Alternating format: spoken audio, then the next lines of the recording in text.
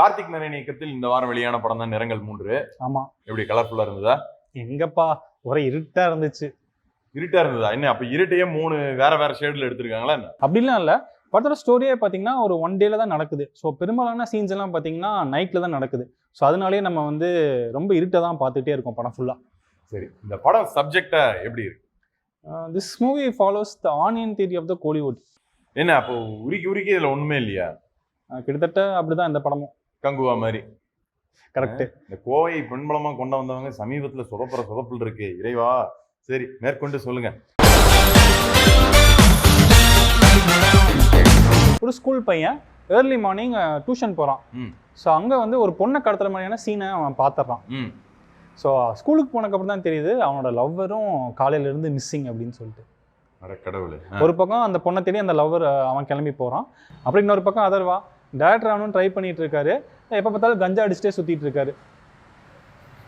அதாவது அப்பதான் பார்க்காத கேரக்டர்லாம் நம்மளால பார்க்க முடியும், நம்ம பேச முடியாத கேரக்டர் நம்ம பேச முடியும் அப்படின்னு ஒரு உயர்ந்த கொள்கையோட அவர் இருக்காரு. அப்புறம் இன்னொரு பக்கம் சரத்குமார் ஒரு கரெக்டான போலீஸ் ஆஃபீஸரா வராரு. இவங்க 3 பேர்த்தோட கதையும் ஒரு இடத்துல ஜாயின் ஆகுது. அதான கதை. நானும் அப்படிதான் எதிர்பார்த்தேன். பட் ஆனா ரஹ்மான் இன்னொரு கேரக்டர் இருக்காரு. ரஹ்மான் இருக்காரு? ஏய் அப்ப என்ன 4 கதையா?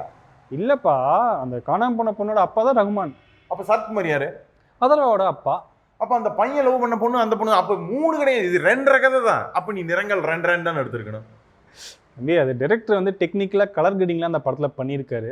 அது 3 ஷேட்ஸ்ல பண்ணியிருக்கறனால நிறங்கள் 3ன்னு வச்சிருக்காரு. படத்துல ஃபர்ஸ்ட் ஹாஃப் படத்தோட ஃபர்ஸ்ட் ஹாஃப் ரொம்ப மெதுவாக தான் நகருது கதையே. அண்ட் சீன்ஸையும் பார்த்தீங்கன்னா ரொம்ப லென்த்தாக தான் எடுத்து வச்சுருந்தாங்க. ஸோ டைரக்டர் என்ன ஒரு சீனில் சொல்ல வராரோ அது ஆடியன்ஸுக்கு கன்வே ஆகிடுது. அதுக்கப்புறமா அந்த சீன் முடியாமல் அப்படியே மெதுவாக நான் வந்துட்டே இருக்குது. அண்டு நிறையா ஸ்லோ மோஷன் ஷாட்ஸு, அதுவும் குறிப்பாக பார்த்தீங்கன்னா நம்ம ஹீரோ வந்து ஒரு கஞ்சா கை அப்படின்னு காட்டுறதுக்கு அவர் கஞ்சா அடிச்சுட்டு அவர் வேற ஒரு டைமென்ஷனுக்கு போயிடுறாரு அப்படின்றத சும்மா காட்டிகிட்டே இருக்காங்க. இழுத்துட்டு போய் அது எப்படி இருக்குன்னு காட்டுறாங்களா? இல்ல, அது ஒரு வாட்டி காட்டினா பரவாயில்ல, சும்மா செகண்ட் ஹாஃப் ஃபர்ஸ்ட் ஹாஃப் ஃபுல்லா அது காட்டிட்டே இருக்கிறது கொஞ்சம் இரிட்டேட் ஆகுது. ஃபுட்டேஜ் வேணும் அதுக்காக இழுக்கிறது, கண்ட கருமத்தையும் காட்டி. டெக்னிக்கலா பார்த்தோன்னா இந்த படம் ரொம்பவே ஸ்ட்ராங்கா இருக்கு. சினிமாட்டோகிராஃபி வந்து ரொம்பவே நல்லா பண்ணியிருக்காரு கேமராமேனு. அதுவும் குறிப்பாக இந்த இருட்டில் எடுக்கிற சீக்வன்ஸ் எல்லாமே கொஞ்சம் நல்லா பளபளன்னு எடுத்திருக்காரு. அதுவும் அந்த அதர்வா வந்து ஒரு வேற ஒரு டைமென்ஷனுக்கு போகிறதெல்லாம் ரொம்ப கலர்ஃபுல்லாக காட்டியிருக்காரு டைரக்டர். ஸோ அந்த வகையில் நம்ம பாராட்டலாம். அண்டு இந்த படத்துல தேவை இருக்கோ இல்லையோ நிறைய விஷயங்களை பண்ணியிருக்காங்க. அதாவது ஒரு ஃபைட் சீக்வன்ஸை வந்து அப்படியே ரிவர்ஸ்லேயே காட்டியிருக்காங்க. நீலவானம் நீயும் நானும் அது வந்து ரிவர்ஸ்லேயே ஷூட் பண்ணியிருப்பாங்க. இது வந்து ஷூட் பண்ணது சீக்வன்ஸ்ல தான், ஆனா காட்டினது ரிவர்ஸ்ல. அங்க ஏதோ நமக்கு சொல்ல வர்றாரு டைரக்டர். அது நமக்கு தெரியல, ஒருவேளை அங்கேயும் அது ஒரு கஞ்சா ஸ்பாட்டா இருக்கிறதுனால ஏதாவது சொல்ல வந்தாரா என்னன்னு தெரியல. நம்ம ஹீரோஸ் வந்து நார்மலா ஃபைட் பண்ணாலே வந்து நம்மளால பார்க்க முடியாது.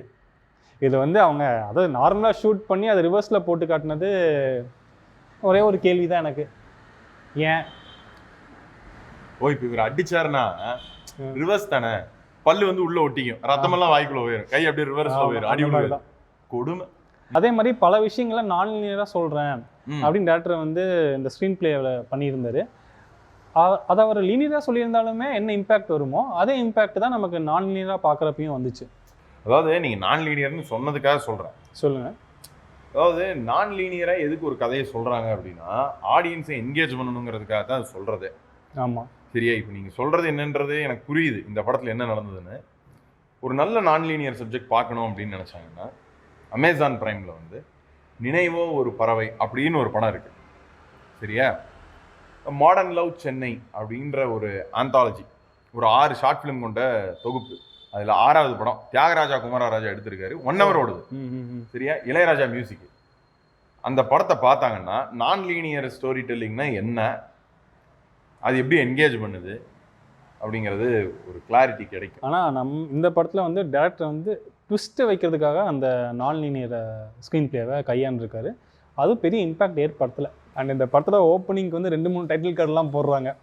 அதாவது அவருக்கு தேங்க்ஸ் இல்ல, நிறங்கள் 3ன்னு போடுறாங்க, அப்புறமா வியாபார யுகம்னு போடுறாங்க, அப்புறமா டெஸ்டினேஷன் எர்த்துன்னு போடுறாங்க. நான் கூட நினைச்சேன் சரி ஃபர்ஸ்ட் ஹாஃப் எர்த்தில் நடக்கும், செகண்ட் ஹாஃப் வந்து மார்ஸ் வீனஸ் இந்த மாதிரி ஏதாவது வேற ஒரு பிளானட்ல நடக்கும்லாம் நினைச்சேன்.